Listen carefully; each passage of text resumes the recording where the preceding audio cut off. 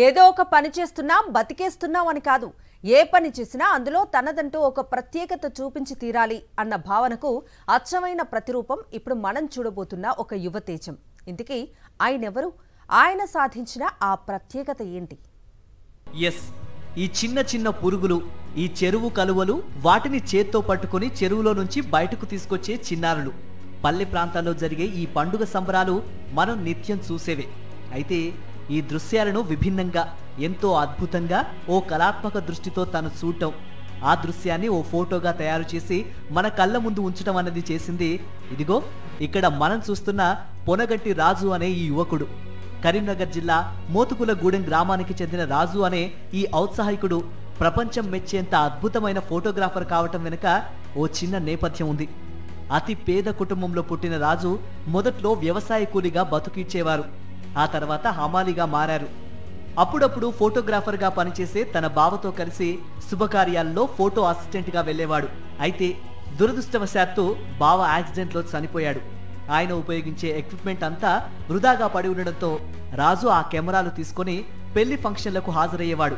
అయితే పెద్దగా అనుభవం లేకపోవడంతో అతనికి అవకాశాలు వచ్చేవి కావు. కొందరు నువ్వేంటి, ఫోటోగ్రఫీ ఏమిటి అంటూ ఎగతాళి చేసేవారు. దీంతో రాజులో పట్టుదల పెరిగింది. హైదరాబాద్ చేరుకున్నాడు. ఫోటోగ్రఫీ ఇన్స్టిట్యూట్లో చేరాడు. ఇన్స్టిట్యూట్లో ఆ పని ఈ పని చేస్తూ మరోవైపు ఫోటోగ్రఫీలో శిక్షణ పొందాడు. ఏ దృశ్యాన్నైనా ఓ విభిన్నమైన కోణంలో చూసే రాజు ప్రతిభ మెంటర్లు గుర్తించారు. ఫీజు లేకుండా పాఠాలు చెప్పారు. అలా ఫంక్షన్ ఫోటోగ్రఫీలో ప్రతిభా పాఠవాలు సాధించి కరీంనగర్ చేరుకున్న రాజు కొద్ది కాలంలోనే ఓ మంచి ఫోటోగ్రాఫర్ అన్న పేరు సంపాదించుకున్నాడు. అయితే ఎంచుకున్న రంగంలో ఏదో ఒక ప్రత్యేకత చూపించి తీరాలన్న పట్టుదల రాజుని ఓ కొత్త కోణంలో ఆవిష్కరించింది. ప్రొఫెషనల్ ఫోటోగ్రాఫర్ గానే కాదు, ఓ క్రియేటివ్ ఫోటోగ్రాఫర్ గా ముందుకు నడిపించింది. ఆ పట్టుదలే రాజును అద్భుతమైన ఛాయాచిత్రాలను తీసే దిశగా ముందుకు నడిపించింది. బాగా ఫోటోగ్రఫీ చేస్తా ఉంటే 2-3 టైమ్స్ వెళ్ళాను. బాగుంది, ఇట్లా చేస్తే బాగుంటుంది కదా అనుకున్నాను. కాకపోతే నేను అప్పుడు అమలు పని చేసేది అనుకోని కారణంగా బావ యాక్సిడెంట్ అయి చనిపోయాడు. బావ అంటే ఆయనతో బాండింగ్ చాలా ఇష్టం ఉండేది. బావ లేకున్నా ఆయన పేరన్నా ఉండాలి అని అనుకున్నా. ఏం చేద్దాం ఎట్లా అని అనుకునేసరికి మనం ఎందుకు ఫోటోగ్రాఫర్గా చేయొద్దు, అసలు ఫోటోగ్రఫీ మనం ఎందుకు చేయొద్దు, ఎందుకు నేర్చుకోవద్దని అనుకొని ఫోటోగ్రఫీ నేర్చుకుందామని అనుకున్నా. అప్పటి నుండి మామూలుగా బావ కెమెరాతో తీస్తూ చిన్న చిన్న ప్రోగ్రామ్స్ తీస్తూ అంటే మినిమం బేసిక్స్ నేర్చుకొని తీస్తూ చేశాను.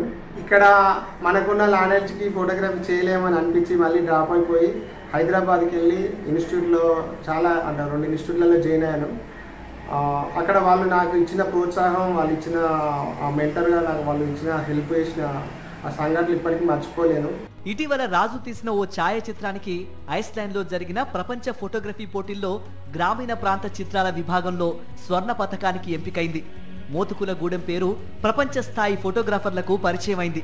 ఇలా ఒకప్పుడు రోజు కూలీగా జీవితం గడిపిన ఓ యువకుడు విశ్వ ఛాయాచిత్ర వేదికలో ఓ ప్రముఖుడయ్యాడు.